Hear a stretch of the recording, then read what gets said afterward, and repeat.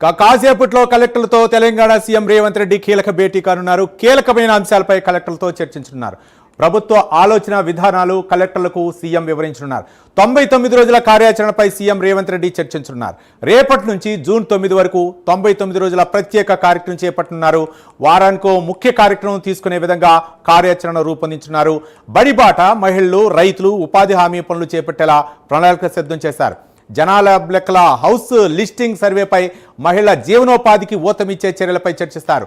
ప్రతి గ్రామానికో మహిళా సమైక్య భవనం, డ్వాక్రా మహిళలకు 30 రకాల వైద్య పరీక్షలు, ప్రాజెక్టుల నిర్మాణానికి భూసేకరణ తదితర అంశాలపై చర్చిస్తారు. 1000 పంచాయతీ, 1505 అంగన్వాడీ భవనాల నిర్మాణాలపై చర్చించున్నారు. 2 ఏళ్లలో ప్రభుత్వం చేసిన కార్యక్రమాలు అమలుపై చర్చిస్తారు. ఇదే అంశానికి సంబంధించి మరింత సమాచారం మా కరస్పాండెంట్ అజీం అందిస్తారు. అజీం, తెలంగాణ వ్యాప్తంగా ఉన్నటువంటి జిల్లా కలెక్టర్లతో సీఎం రేవంత్ రెడ్డి మరి కాసేపట్లో సెక్రటరియట్లో ఒక కీలక సమావేశం ఏదైతే నిర్వహించనున్నారు. మధ్యాహ్నం 2 గంటలకు సీఎం రేవంత్ రెడ్డి సెక్రటరీకి చేరుకుంటారు. ఇప్పటికే కలెక్టర్లందరూ కూడా ఏదైతే సెక్రటరీకి చేరుకున్నారు. సిఎస్కే రామకృష్ణరావుతో ఇప్పటికే ఏదైతే సమావేశంలో కూడా పాల్గొనడం కూడా జరిగింది. ఏదైతే హౌస్ హోల్డింగ్ సర్వే ఏదైతే కేంద్ర ప్రభుత్వం నిర్వహించాలనుకున్నటువంటి జనగణలో కులగణకు సంబంధించినటువంటి మొదటి దఫా ఏదైతే హౌస్ హోల్డింగ్ సర్వే ఉందో దానికి సంబంధించిన అంశంపై ఏదైతే కె రామకృష్ణరావుతో ఇప్పటికే కలెక్టర్లందరూ కూడా సమావేశమయ్యారు. ఆ సమావేశం జరుగుతుంది.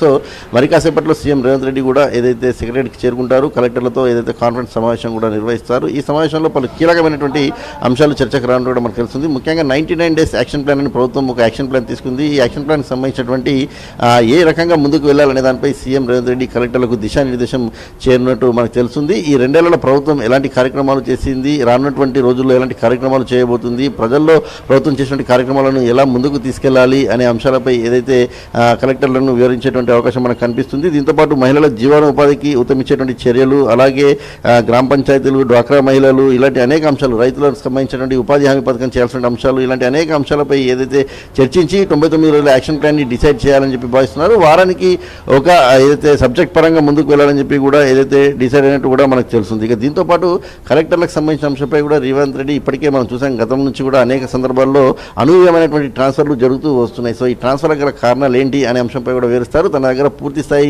కలెక్టర్లకు సంబంధించినటువంటి నివేదిక ఉంది. సో ఎవరైతే పని చేయాలనుకుంటున్నారో, ప్రభుత్వ ఆలోచనలకు తగ్గట్టు ముందుకు వెళ్ళాలనుకుంటున్నారో వారు పని చేయండి. ఎవరైతే లూప్ లైన్లకు వెళ్ళాలనుకుంటున్నారో వాళ్ళు వెళ్ళినా పర్లేదు, వారు నాకు చెప్తే లూప్ లైన్లకు పంపించేస్తాను. లేదంటే ఇతర రాష్ట్రాలు ఎలా అయితే అధికారులపై చర్యలు తీసుకుంటున్నారో అలాంటి చర్యలు తీసుకోవడానికి కూడా సిద్ధంగా ఉన్నాం. సో ప్రభుత్వ ఆలోచనలకు తగ్గట్టుగా చాలా స్ట్రిక్ట్గా, చాలా క్రమశిక్షణతో పనిచేయాల్సిన అవసరం ఉందని చెప్పి కూడా ఈరోజు కలెక్టర్లకు దిశానిర్దేశం చేయనున్నారు. పలు కీలకమైనటువంటి సూచనలు చేయనున్నారు. మరి దీనిపై ఇంకా అనేకమైనటువంటి అంశాలు కూడా చర్చకు వచ్చేటువంటి అవకాశం ఉంది. సో 2 గంటలకు ప్రారంభమైన సమావేశం సుమారు సాయంత్రం 7 గంటల వరకు, 8 గంటల వరకు కూడా కొనసాగేటువంటి అవకాశం కనిపిస్తుంది. మరి ఎలాంటి నిర్ణయాలు ఏదైతే ఈ కాన్ఫరెన్స్ సమావేశంలో తీసుకుంటారు, 99 డేస్ యాక్షన్ ప్లాన్లో ఏ అంశాలను ప్రాధాన్యతగా తీసుకుంటారు అనేది కూడా మనం ఏదైతే మరి కాసేపట్లో ఎన్ని అంశాలు కూడా తెలిసేటువంటి అవకాశం ఉంటుంది. ఎందుకంటే ఏదైతే ఇచ్చినటువంటి మీటింగ్ సమావేశంలో ఎజెండా అంతా కూడా సమావేశంలోనే చర్చిస్తామని చెప్పి కూడా చాలా స్పష్టంగా చెప్పడం కూడా జరిగింది. సో ఈ నేపథ్యంలో ఏ అంశాలను ప్రధానంగా తీసుకున్నారు, సీఎం ఏ అంశాలపై ఫోకస్ చేశారు, 99 యాక్షన్ ప్లాన్లో ఏ అంశాలను ప్రధానంగా ముందుకు తీసుకెళ్లాలనుకుంటున్నారు, అనేక అంశాలు కూడా